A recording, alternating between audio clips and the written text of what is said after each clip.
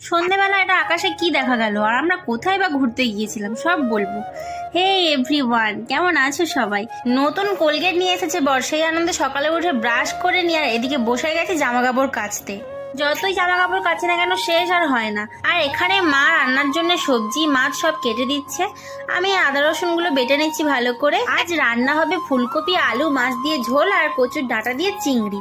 এদিকে আমি মাছে হলুদ মাখিয়ে ভালো করে মাছটা ভেজে নিচ্ছি। খাওয়া দাওয়ার পর বিকেলে বর বললো চলো একটু ঘুরে আসি, তাই বেরিয়েছি ঘুরতে। খুব ঠান্ডা লাগছিল বাইকে বসে। সবসময় বাড়িতে থেকে একটু আধটু ঘুরতে বেরোলে মাইন্ডটাও ফ্রেশ হয়ে যায় ভালো।